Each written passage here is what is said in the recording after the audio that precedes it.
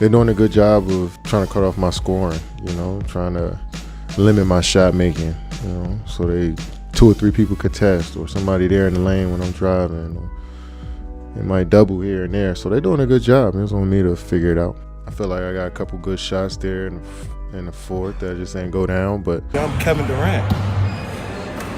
You know who I am. It's like, what the hell? Did KD miss some shots he would make?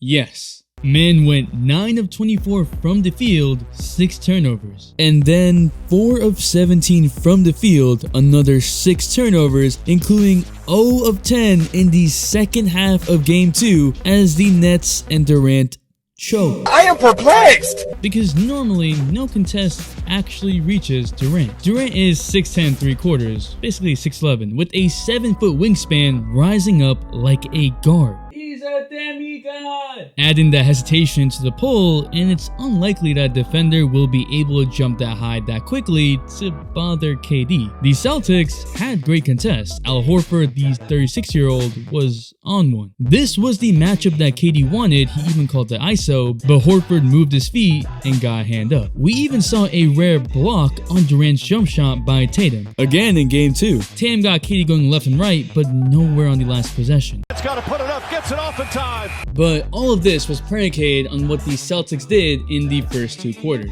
because they might have come up with the most unique way to stop Durant. And no, it's not just doubling him. What is up, dudes, dudettes, ballers, players? It's your boy MJ. We know how Durant usually responds to a bad game, but then he did this. Just like y'all come back, since over 8% of y'all ain't subscribed. Playoffs got me staying home all day. The giveaway is being worked on coming next week. It's gonna be special, so please subscribe. The Celtics showed a repeatable blueprint. Now, KD hasn't had that many bad games in the playoffs, you know, besides Game 6. Can't find anybody. Looks like the rain came from out of bounds. I am having a very bad day. But I watched the tape for most of them, like this 7 of 33 game against the Mavericks in 2016. 21.2% from the field, 7 turnovers, and there was no special defense. He just missed shots. He also can be human. What happened with the Celtics, though, wasn't. First, let's look at a guy who has successfully barred Durant in the playoffs for a single game. 6'3", Patrick Beverley. At first glance, this is a stupid matchup. Like, why? Beverly is too little, right? Hello, 7. I gotta get a look at this one.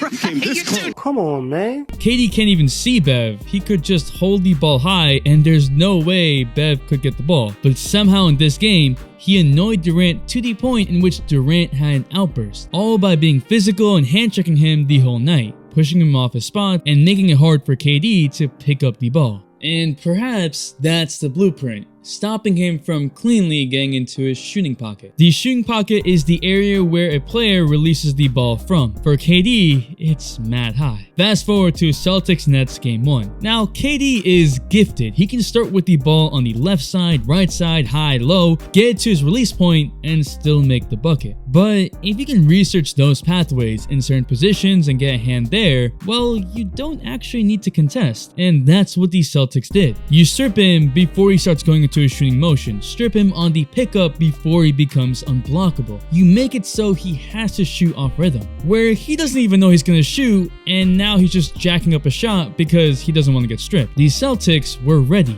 Getting a hand on so many shots early, they knew exactly where KD would pick up the ball. Extremely well researched and scouted, because you can see side by side, KD is picking up the ball the exact same way, but the Celtics just know where to put the hand. Getting a hand on so many shots early might even come as a shock to KD. They continued this in Game 2, so it wasn't a fluke. They even used drop coverage on picks because they were confident that they could get a hand up on exactly where he would pick up the ball. Usually a drop coverage is a death sentence because that means that Durant can just shoot a mid-range in open space. But the Nets chose this because as much as KD is elite from mid-range, shooting 55%, he's even more lethal in the paint, shooting 58%. Because at that point, there are so many different release points KD can go to that the options almost become limitless. They also didn't even give Durant a chance to breathe. I mean, look at Game 2, denying him the ball. Celtics didn't just double, they blitzed. Actually, most times they were playing one-on-one coverage.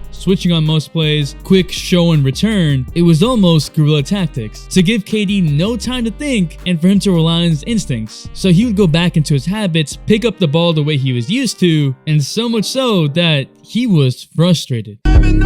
So now all of these easy shots for KD were out of rhythm. Worried about potential strips, so he uses the offhand more and gets offensive fouls. Worried about the second defender looming, so he rushed these one-on-ones. This continued in game 2. All in all, it was a team effort, forcing KD to go certain directions, forcing him to pick up the ball in certain ways to get a good contest. It was a defensive masterclass by the best defense in the league. Having Jason Tatum, Jaylen Brown, and Grant Williams, all guys who can somewhat keep up with KD and have enough quick hands to change his path, was crucial. But then the Nets have Kyrie, so This is good defense, or better offense.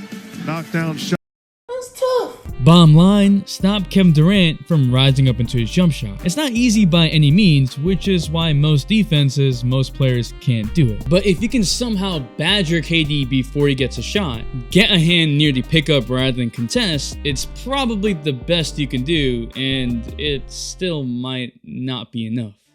But what do you think? Who's winning the series and in how many games? Working on making this giveaway special, so stay tuned. The all-day notification shout goes to my boy in day 1, Armand, who's just fed up by the refs and Embiid.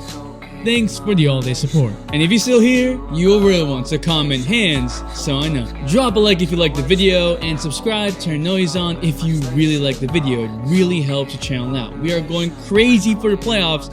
The video floodgate is open. It's your boy MJ. We out and we vibe. Okay, just hop in my spaceship. Okay, just hop in my spaceship. No, no, no, no.